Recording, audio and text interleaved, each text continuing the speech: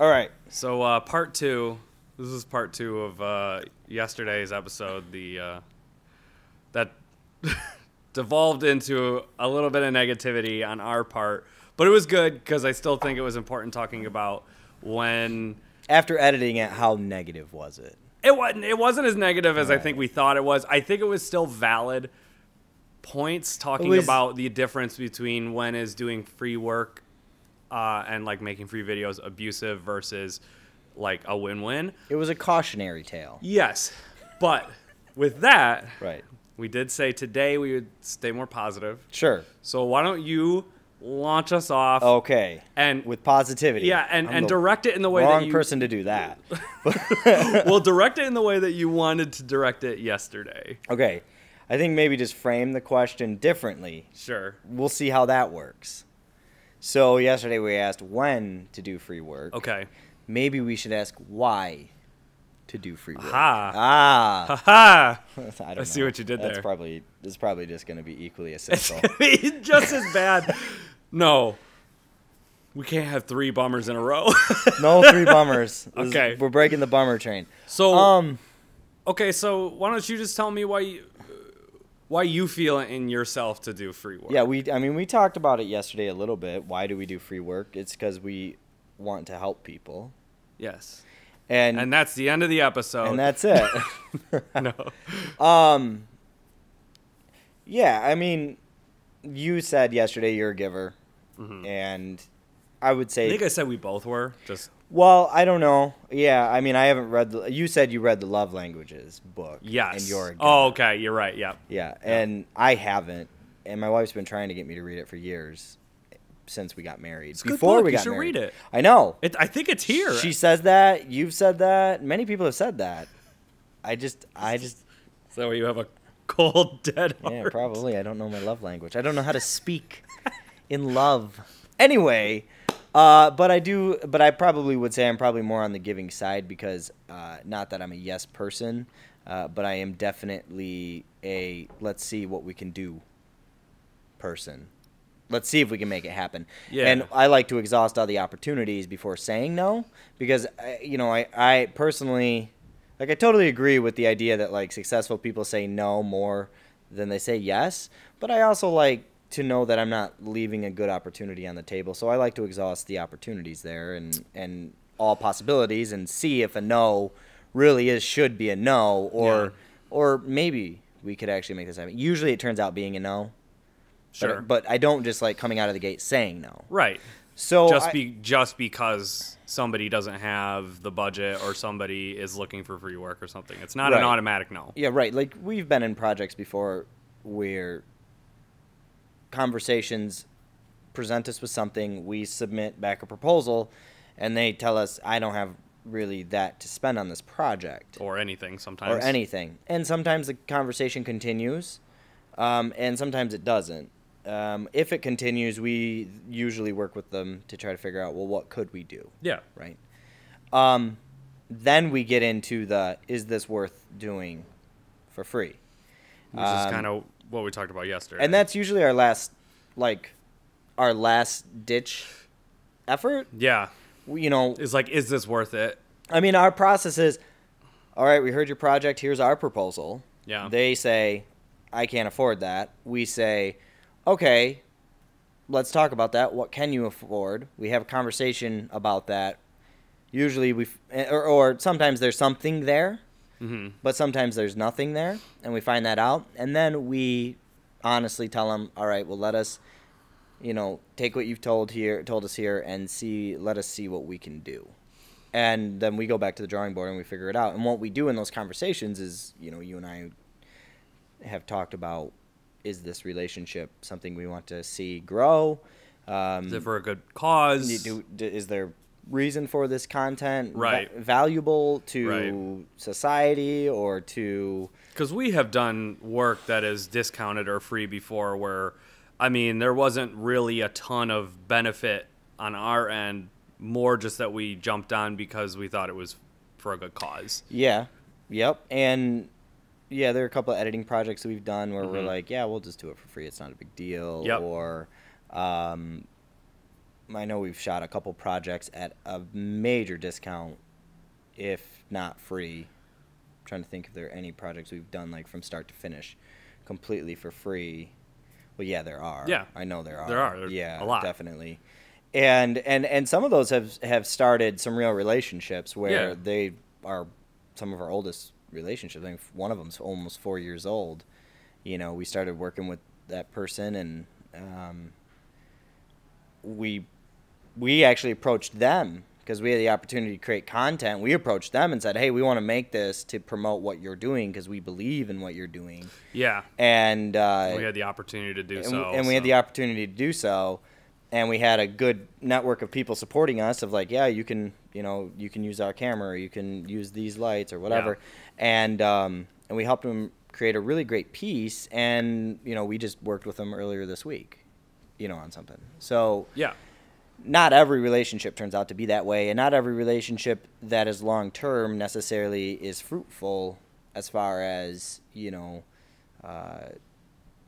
financially fruitful. But it is fruitful because we know we're helping their mission grow. Yeah, and totally. Yeah. we believe in their mission, and their mission is good. So I'd say like why we do it, from my opinion, is we believe in them and we want to help them grow, and we feel as though our gifts are valuable to them and we can give that to them. So that's why I would say we give. Yeah. I think there are a lot of times because, like you said, there is thought process involved. We've never said, like, right there, looking the person in the face, yes, like, absolutely gung-ho. Right. Because you do got to think about your time frame and what else you have on, Right. And just see if you can even fit it in sometimes. Well, and you bring up a good point with time frame. Yeah, and fitting it in there where, sometimes we'll be in a slowdown. Yeah. And we do have a couple weeks of no filming going on. Right. We might be editing a couple projects, but yeah, we're like, hey, sure, you caught us at a great time. Right. Yeah. Let's see what we can do. I think for me, any time that I have felt like this is the right move, it's always like after going home and sitting on it for a bit, and you just can't shake the feeling that like this is the right thing to do. Right, This right. is something that you should do, and you just feel like you're being called to absolutely help this person out. Right. And I think ultimately that's what has been, that's kind of driven my ability to say yes or no to stuff like that. Right. It's just like it almost always, you can almost always feel it of Right. like this is an absolute yes. Right. And so you do it. Right. And yeah, I mean, and at the end of it, you still feel like, yes, that was an absolute awesome thing. yeah, I don't think there's ever been one project that we've considered doing that after praying on it and searching and thinking about, is this a good opportunity for our company, for other reasons, for pretty much every other reason than money, that has gone necessarily bad. I feel like there have been a couple Yeah, I think you're correct where on we've that. been put in positions where finances were the focus, Mm-hmm. where we've said, oh, well, some money's better than no money, Right. or there's a promise of more work down the road. Right. Or this will be great for our reel. Had to become really disciplined in removing the financial emotion from making decisions of when to do work for free. Yes. Because sometimes free work doesn't necessarily mean there's no money. Right. Sometimes, like we said yesterday, sometimes, yes, there's a budget, a very small budget, and we go above and beyond. Or there's a normal budget and we still go above and beyond and we're like, this is out of scope. Just anything that's out of scope for what was initially Is free discussed work, is essentially free work. So And in those situations, we've had to become very careful of saying, like, all right, well, we can't look at the financial impact of this from a positive standpoint. Yeah. We have to pretty much look at it from a perspective of, we can take this, yes, if it will not hurt us financially.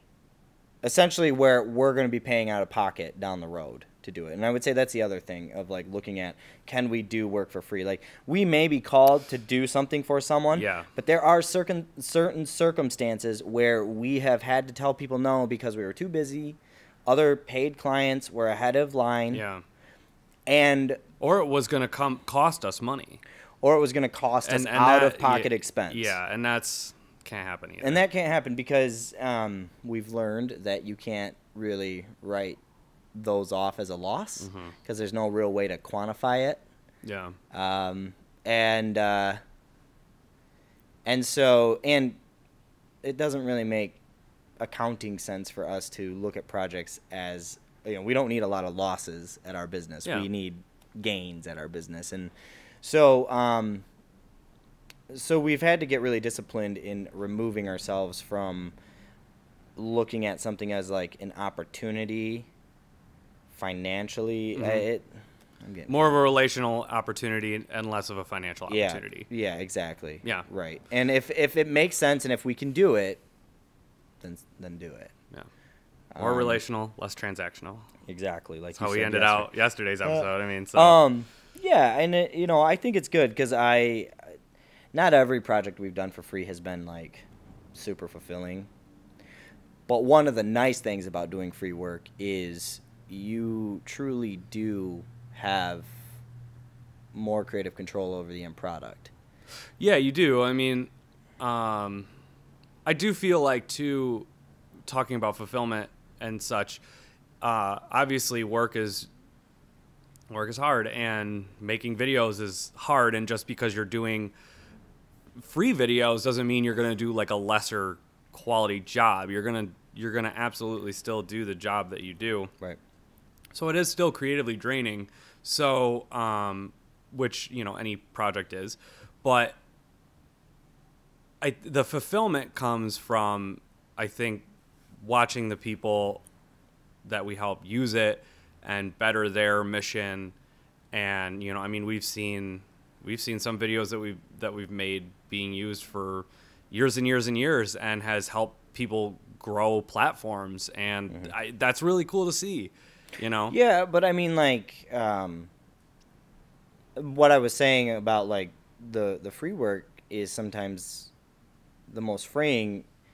What I meant by that is you have the ability to do what you want, and free work gives you the opportunity to push yourself if you're willing to do that. If you want to push yourself to make that the best project you can do, you're already doing something for free or at a major discount.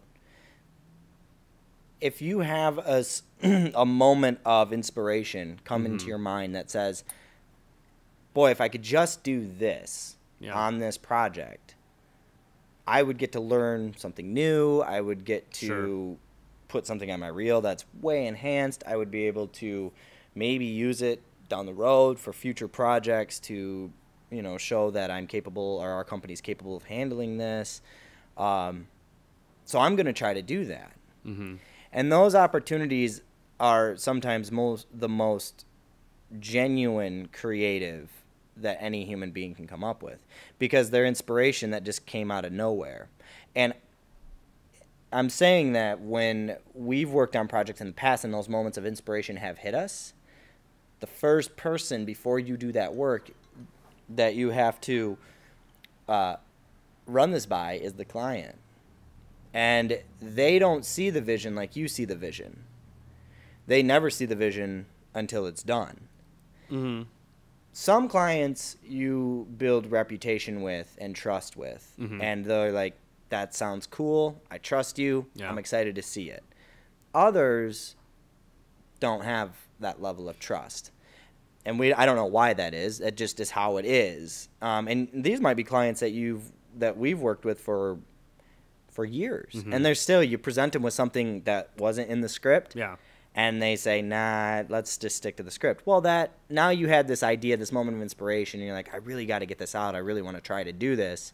So in our situation, it's happened where we go and actually make a project ourselves that does that because the client didn't want it in their project. Sure, yeah, no, we've done that. So what I'm saying is, when you have the opportunity to do free work, you also have more creative control over the final product. Yeah, you do. Which, as creatives, is very valuable. Well, and then if I can stack on top of that, Sure. Pile on. Owning, I think even one step further is that owning our own company has even given us more freedom to help people Sure. in need like that. Because Definitely. if we were just working for somebody and I didn't own any equipment, you know, I have to ask a bunch of other favors from people, and they have to get on board, Right. or I have to go out of pocket.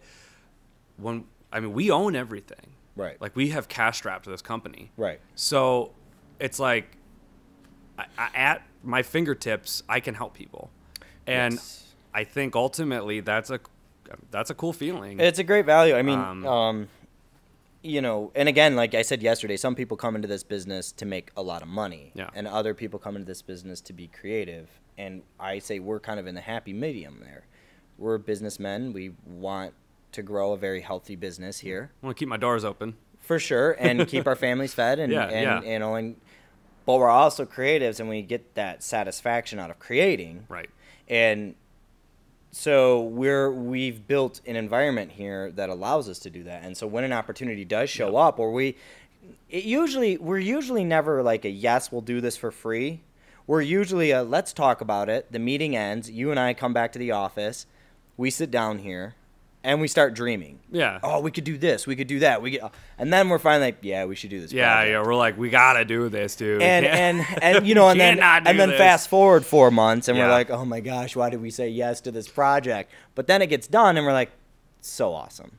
Yeah. Because it's just the way it is. It's the ebb and flow of doing any project. Right. And I think that's where I said it's the creative drain, because I feel like the reality of things, and where I think people never expect to see themselves, is like drained from doing a project like that.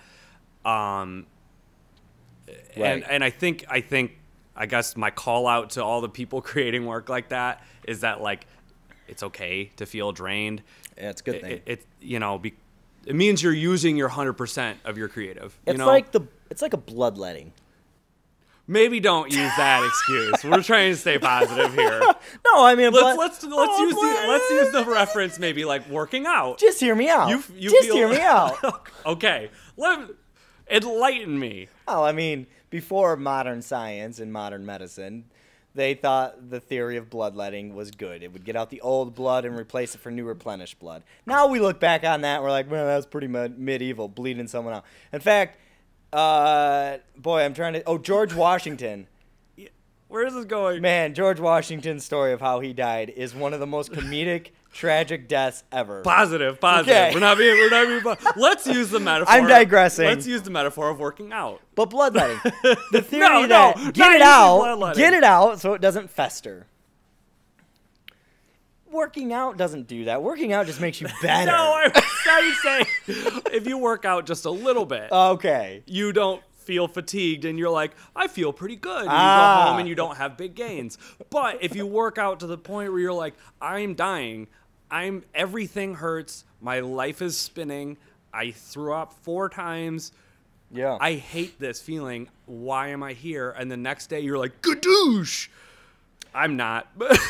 I mean, all right, let's go with your analogy better. I think it's a little more appropriate and a little less of a bummer. Let's soup us up. Let's not kill us like George Washington. You guys should research it. It's actually comedically hilarious and quite sad. No. I mean, if you're into dark comedy, it is like, it's mind-boggling. Because all he had was a small cough, and he died. Next time on Real Talk. I'm ending this. So there's our wrap up to giving. We Let the bloodletting begin. no, we wanted to make this part 2 Oh, gosh. to stick on the main point that we wanted to make yesterday, where giving is a great thing, and obviously stewardship is a big part of our company. So we just wanted to talk about that and be positive today. So thank you for joining us. We'll see you on the next one.